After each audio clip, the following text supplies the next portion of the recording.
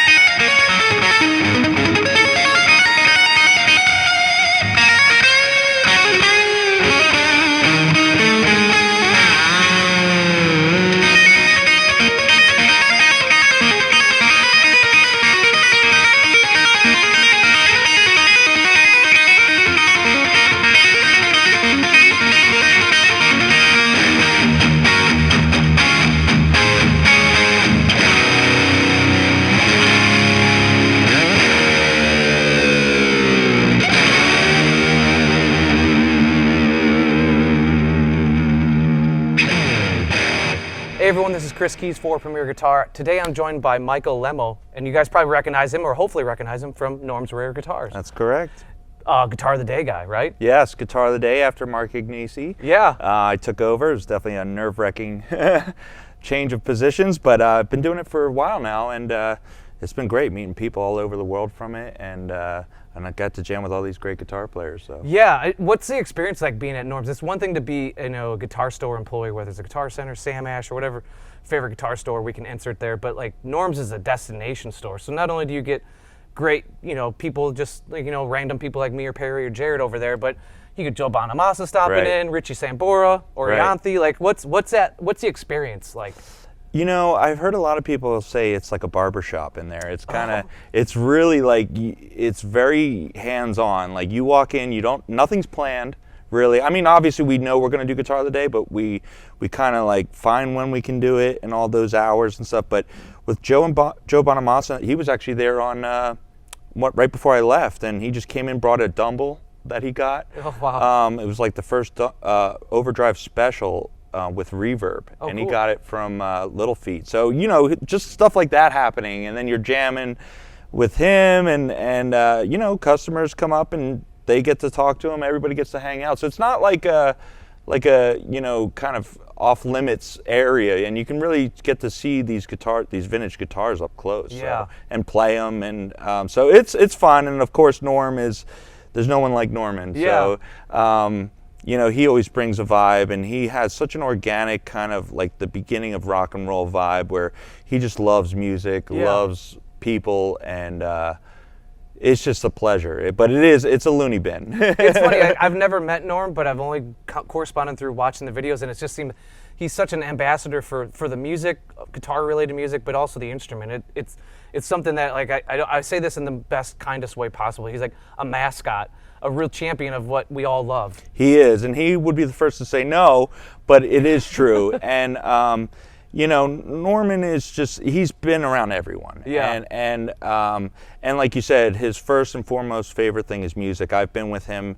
He's probably going to kill me for saying this, but I've been with him at house party, family parties. If you're not talking guitars, he gets quiet. But when you talk about guitars, he lights up, and it's his passion. Yeah. And he doesn't need to be there anymore, but he still shows up every day to work because he loves it so much. So That's awesome. He's passionate. Now, how did you fall into that family with the store? So Norman's son Jordan saw me play when I first walked in. I just was a customer playing, and this is how a lot of this happens at Norman's. Just playing, trying out guitars. I was actually looking for my first Jazzmaster, and I think it was like 2012, 2013. I think there's even a video, and I have a J. Mascis Jazzmaster, the purple sparkle one. Okay. And his son came up to me and said, "Who are you?" And he's like, "My dad's got to hear you." He pulls Norm out of the office, and they just loved my playing right away and put me on video and stuff. And we always kept in touch because Norm is one of those people in LA that will really go to bat for you, you know, which, you know, you get a lot of relationships. Oh, I got you. I'll see you in a week. And you never see him or whatever. Yeah. Norm would always stay in contact, and we just stayed in touch. And my band that I moved out to LA with split up, and I was looking for work to stay out in LA. And I went to Norm. I said, Norm, you know, I'm thinking about going home. And he said, well, you can work like 3 days. I'll be out of town for the weekend. And he called me at the end of the weekend and said, you know what, stay. And then after that, I was just doing what they called the Lemmo demos. Yeah, yeah. And they were kind of like affordable favorites because Mark Ignacy did all the Guitar of the Days. And then before we knew it, a couple years in, Mark got picked up by Gibson. And then I'll never forget, Norm said, well, now you're doing Guitar of the Day. And if you watch the first episode, I'm like a robot. I'm like so nervous and freaking out. And I still get nervous too because it's a big responsibility. Yeah. And you know, it's a lot of videos. So you know, sometimes you throw out stuff that you're like, oh man, I wish I could do better. But it's a lot. But yeah, that's how I started working there. And it just ever since I've been still there. Yeah, well, and he lets me go on the road, which we're here. So. Yeah, that's a huge perk. Yeah, it's huge. Now, before we actually get into your rig, I know people are here to see that, but I feel like this conversation is needed and it's encouraged. Is that what is one of the things that jumps out? I ask you first off, top of your head, what's the most memorable experience that you've had working through Norms? Whether it's an interaction or you know. Wow. I know that Susan had gifted you a Jag. That was the first one that probably came to mind. Was the first gift of the Jaguar, the Fiesta Red Jaguar. Yeah. Because, you know, I was new to doing Guitar of the Day. I was nervous, didn't know if people were digging it or not, and getting used to it. And then that happened, and then I was gifted a lot of other guitars too. I have a '64 blue Jazzmaster I was gifted, a '62 white Jazzmaster. Wow. But Susan really started it, and I had never met Susan, and it was just an act of kindness. We call her kind of like an angel of the store. Yeah. And it was my first vintage instrument. I'll never forget, I walked in and they were doing Guitar of the Day, and I had no idea, and they opened it up and they're like, well, it's yours. And so I'll never forget that, because even for Norm, who's seen a lot of that store, he's seen everything, he was like, I've never seen this. Wow. So that was definitely a very a good memory for the store. But there's lots of them. I mean, even my first sale on Guitar of the Day, when I was all nervous, went to Slash. He bought it. Oh, cool. Yeah, it was a bass 6. And I'll never forget. I'll never forget Jen, who shoots our videos. She's amazing, and she was like, "Mike, Slash is on the phone for you." And I'm like, "No." And then he ended up buying 2 bass 6s, but he bought the first Guitar of the Day. Wow. And came in and endorsed it, so it was very nice of him. Oh, cool. Now, since then, have you gotten to meet Susan, the angel? I've never met Susan. Really? And only because we were actually stopped in San Francisco, which is the area she's in, and we were just on tour, and she was out of town, but we talk a lot, and oh, cool. And our paths are gonna cross. Awesome. Yeah. Well, to one offset to another, talk to me about this awesome Jazzmaster. I almost called it the Jaguar, but the Jazzmaster. Yeah, it's a Jazzmaster. The Gojira. Yep. So it's Godzilla, I call it. I got this guitar brand new in 2012. And I didn't relic it or anything. It just looks like this because it's been through it. But it originally was black, still the same black color, but it had a tortoise guard. Okay. Obviously, 2 of the Jazzmaster kind of soap bar pickups. And then I just, over time, went to town with it. Yeah, clearly. So, first thing I kind of started doing was, obviously a lot of people know this about the Jazzmaster, you change out the bridge. So I put a mastery bridge on there. And, you know, I can do anything to this guitar, and it stays pretty much in tune. I put 11s on it, so it's very sturdy. Okay. And that was kind of the standard for Jazzmasters when they first came out, were heavier strings. So it sits well. And then I put the green anodized guard on it. I went through a couple different guards. I had a black guard, but the green, obviously, I'm a big fan of green. Yeah, so you're green guy. Yeah. And then I did the red volume knob, because when I saw Van Halen's last show at the Hollywood Bowl, he had the Wolfgang with the red kill switch. And I was like, that red dot just looks so cool on his guitar. And I put the red volume knob, and I was like, you know what? I think it was like a Nintendo 64 vibe or something. I was like, I'm gonna put a blue knob for the tone knob. And then the big one, the big move that still makes me nervous was I put a PAF in it. Now, And where did that come from? so this PAF came from an old L5 that came through Norms. Now, before everybody freaks out, the guitar originated with no pickups. Okay. So I knew that somebody passed, it was like what we call a player grade guitar. So, but this was even lower than that. It was pretty beat up. And it really didn't play, but we did know it had 2 PAFs in it. And I just kept hearing them on Guitar of the Day through my board. I'd be playing through like a blackface super reverb, and I'm like, man, these PAFs, there's something about them. So my friend Joel Whitehead, who worked at Norman's, he does great work and has his own acoustic guitars that he builds, and he helped me pot it and put it in there, and it just sounds amazing. And yeah, I never looked back, but I mean, for sure, people think it's a little wild, but I just couldn't get that same texture I got out of this old humbucker. And then last but not least, really, I mean, there's always stuff, but this is a pick I got from Eddie Van Halen when I met him. And yeah, could you tell that story? Because I know the video that you mentioned it in. Could you tell that story? 'Cause yeah, that's such a random occurrence. It is random, and it made me believe in things. Yeah, it's that random, and like the stars aligning. Yeah. So first of all, when I was a kid, I used to cry about Eddie Van Halen because this is when like rap was mega. 50 Cent, Get Rich or Die Trying was out, all that stuff. And all my friends were like, Van Halen is not cool. and I'm like, oh man, well, like I have a useless gift. like no one wants to hear this stuff. And I used to get so upset, but I was obsessed. And then even when you go to the mall, you'd see Zeppelin, you'd see all these stuff, but not as much Van Halen stuff. Yeah. And I just couldn't figure it out. I was obsessed. And sure enough, after all that yearning, he was on tour. This was 2004 with Sammy Hagar, the first tour back. And he was dating my friend's mom. And Stacy's mom? Yeah, Stacy's mom's got it going on. And actually, it was my good friend Ryan Crosley. And he was new to the town, too. He just moved in. And yeah, his mother hit it off with Eddie, and I went to the house. It was just a townhouse, and actually, ironically, in a town called Holland, because he's from Holland overseas, but this was Holland, Pennsylvania. If it ain't Dutch, it ain't much. Yeah. We learned that one from Adrian Vandenberg. That's good. Yeah, so it was Holland and Pennsylvania, and my friend Terry, my best friend from as a child, goes, man, you're not going to believe this, on the phone. And I'm like, okay, you know. And he's like, Eddie Van Halen's at our friend Ryan's house right now, and he's seen him. I'm like, what are you talking about? He's like, yeah, I was just over there, hanging out with him. I'm like, dude, you know I have to go over there. And it was kind of like a couple days of unknown because he was moving around a lot and stuff. And sure enough, I went over there, hung out with him for 2 hours, and he was so cool. What strings are you running? These are D'Addario NYXLs. And the D'Addario NYXL. But they're D'Addario strings, and I've been using those since forever, and I love them. D'Addario strings as well. D'Addarios. Right. D'Addario. I've been using D'Addario. I'm a fan of D'Addarios. Started using these D'Addarios. I like the D'Addario NYXLs. These are D'Addario, and I got the NYXLs on here.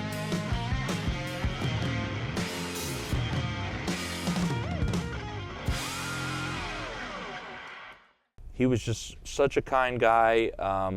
Obviously going through a lot at that time, but still took the time to spend with me and really talk about guitars. I brought a Wolfgang and a Kramer. Oh, so you went full... Oh, I was in. I was in. I didn't know if you were going to ease into it. You went... No, I went in, and he knew it.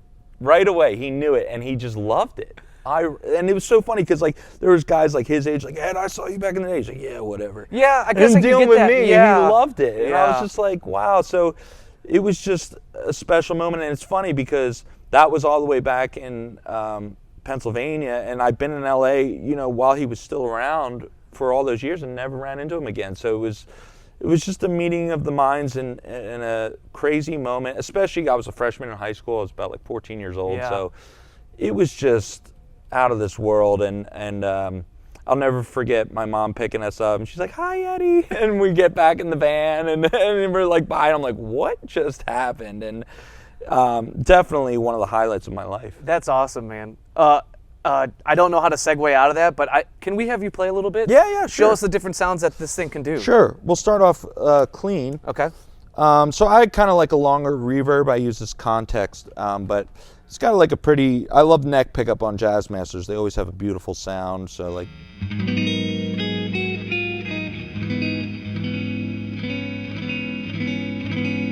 But they got a big bass end and nice highs, so.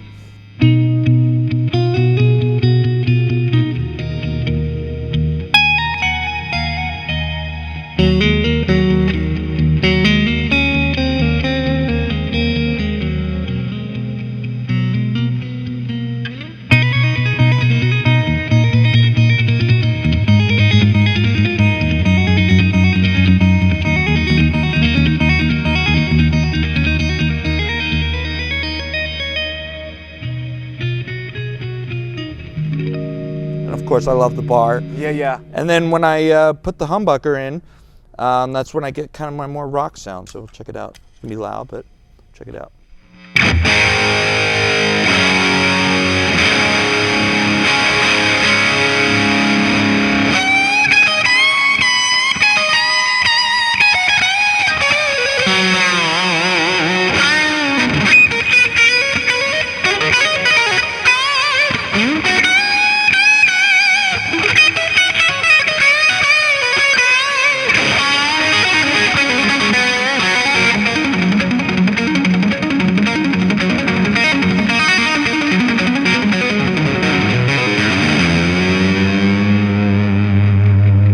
The Jazzmaster, you can do all types of cool. Yeah. You know, I love going behind the bridge.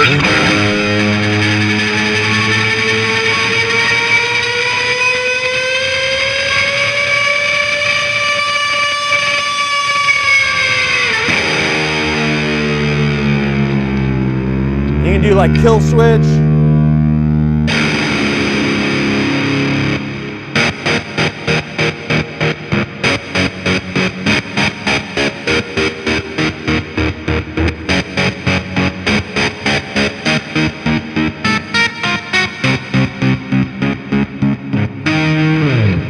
Bunch of tricks you can do with it. Now, with the rhythm circuit being kind of native to the instrument, how's that work with the PAF? Has that kind of been wired out? Yeah, it's just working with the neck pickup. Yeah, nothing going on there. But I do get a nice sound in between too. It's kind of different. Kind of maybe like a Tele custom almost, because you remember you have the humbucker and the single coil. So it's kind of a different sound. You get a little bit more, let's see here, like organic.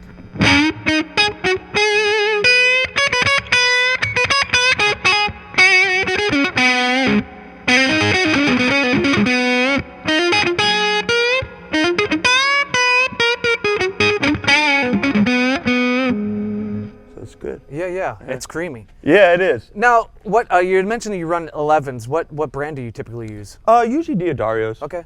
But I'm not crazy about strings. I use what I can get. Yeah. But right. I mean, I should be more into it. But mostly Diodarios. Cool. Yeah. And I gotta ask before we move on to the other Jazzmaster, how do you what helped develop? Obviously, you love for Eddie. Yeah.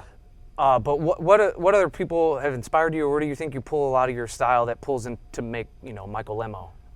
To make Michael Lemmo, I think that, and definitely, it's funny because a lot of people look at his voice, but I really love Jeff Buckley's guitar playing. Yeah. I like especially the chords and stuff, and that longer reverb, kind of that.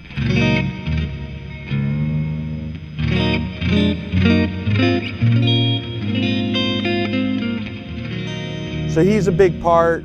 I mean, there's all types of players. I also was, earlier days, I was really into people like Lindsey Buckingham, pieces like Big Love, so I'd play stuff like kind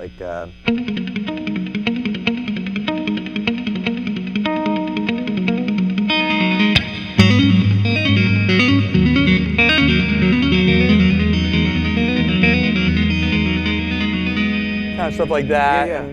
But yeah, Jeff Buckley, and I always add that there's always on the overdrive stuff a lot of that Van Halen stuff. But I love Wes Montgomery, George Benson. I'm definitely eclectic. I'm all over the place. You're an omnivore when it comes to like yeah, music. I It's love just it all. over. Yeah. So it's actually, it works for me and it works against me because sometimes I don't know what to put out and stuff because I love everything. Yeah. And you know, I love clean, I love distorted, I love jazz, I love rock, all of it. So Well, that's a recipe for a buffet, and I'm a Midwest guy. We love buffets. So Yeah, I'm all in totally. on that. Totally. One quick thing before we move on to the Jazzmaster. I noticed you use your thumb a lot on your left hand. Yeah. Is that something you develop? Like, because like I remember maybe first guitar teacher would be like, they hit, you know, like don't Tomo do that. told me not to do it. Yeah. Okay. He said, So "Don't at do it." Berkeley. And I said, I'm going to continue to do it. Because I got noticed it. you use it almost as a mute in some Yeah, sort. yeah, I'm always doing different mutes, and especially when you have that really overdriven sound, there's so much hand mute that goes on to control the thing. I remember reading one time about Eddie talking about people playing his rig and saying they were all great, but they could never control it because it's so much going on that besides hitting the actual note of the muting. But I've always been a big fan of using the thumb because it opens up melodies, you know, on the higher register. So if you're doing something like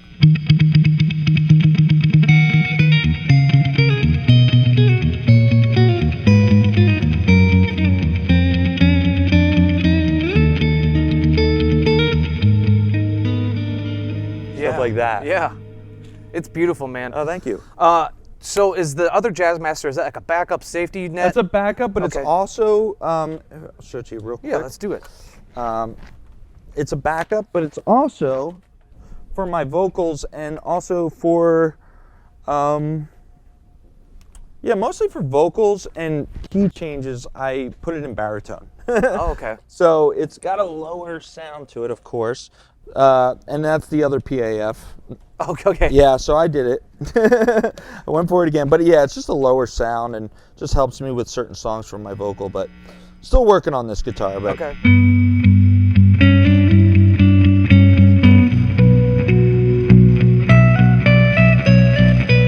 so obviously lower. I put they're DR strings, that those tune low strings. So this is like they shouldn't even be on here, but it's tuned low enough that I don't think it's really hurting the neck, but it still obviously gets the, you know, the.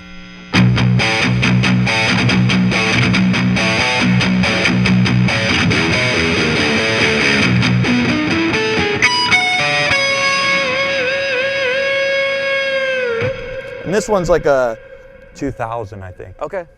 Man, and green, of course. Yes. Well, let's get back on Godzilla, Yeah, and yeah. then we'll hit the amp quick. I know that's a backline Yeah, situation. yeah, no problem. But what made you go with the what do we got here? Twin. What made you go with the twin? Basically, I trust my board, and what I look for most importantly is just something clean and pure. Okay. So I usually go for blackface Fender amps, 65 and before, and it just gives me a good template. So, and I can change. I have a reverb here for longer reverb, but this backs me up with the spring for a shorter reverb, and yeah, and it's got the headroom. Yeah.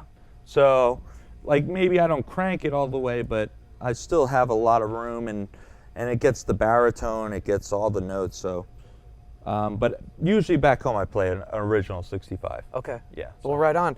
I know we've kind of danced around some of the pedals, but let's give them their time of day in Yeah. terms and kind of give them the shout out here. Totally. So it's a really simple board. People are always underwhelmed when they see it. So it just starts with a tuner, basic tuner. I forget. I think it's a chord or something. Yeah. But really, what's affecting my tone is I've had this EP booster from Exotic forever. I put it anywhere from middle to all the way blasted if I'm really need to get the most overdrive I can possibly get. Is it always on and you just adjust? It's usually always on. And you adjust. Okay. Yeah. And then I have this Barefoot Effects Honeybee. You've had that for a minute. I've had this forever. Yeah. And I've tried to beat this thing with everything. I've tried Klons, Joe Bonamassa let me use a Klon for a second, all these different pedals, and there's just certain things I still like this pedal. And yeah, I've had it forever.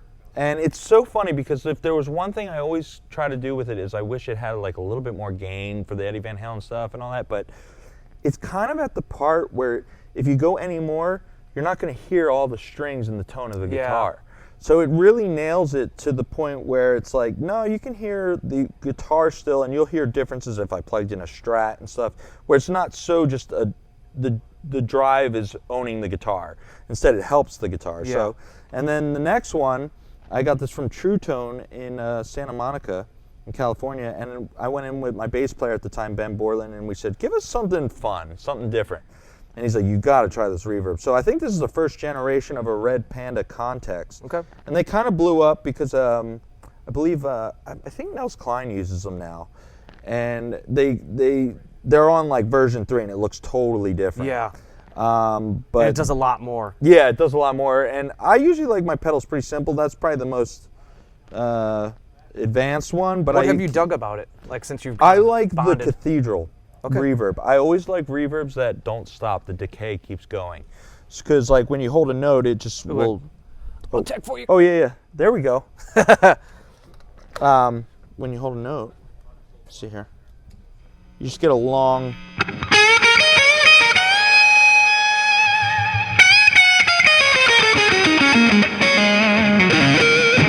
So it's just a longer see, it's still going. Yeah. But I like that blend. I like having a wide sound. I remember like Eddie always had the reverb in one ear and then the straight channel in one. But I'm not the best with delays, so reverb was my thing. Okay. That brings me to my digital delay DD7. Still always working with it, but I like it. It just gets the job done. And then for Norm's crowd, this is my main weapon. It's the looper. Love it or hate it, there it is. And it's a Ditto. It's a TC Electronics, one knob, one button, and it gets the job done. Now, are you building the loops? Because I'm not familiar with the Ditto, or at least because I know they have the bigger version, like the Ditto X4, I think it is, that you can preload loops on it. Is that something you have to create the loop on the fly? Yeah, it's on the fly. Okay. And how often are you doing that through a set? I know that you're doing your solo set, opening up for Allan. I use it. You mean in the performance? Yeah. Probably like 4 or 5 times for interludes, because Allan's a great frontman, and when he's in between the gaps, I like to fill it because with like pretty pieces or whatever he's feeling at the time, and yeah, I use the looper so I can play over and just create atmosphere. Well, right on. Michael, I can't tell you enough. It's been a true pleasure talking to you and meeting you in person. Pleasure. And I can't wait to see you get done with this tour, as much success it brings you, but get back to Norms and do some videos for the rest of us out here waiting to see more content. But I'm going to ask you to play us off if you don't mind. Yeah, sure. So everyone out there, stay safe, keep rocking, and this is Michael Lemmo. Check him out. Thank you, guys. Thank you, Chris.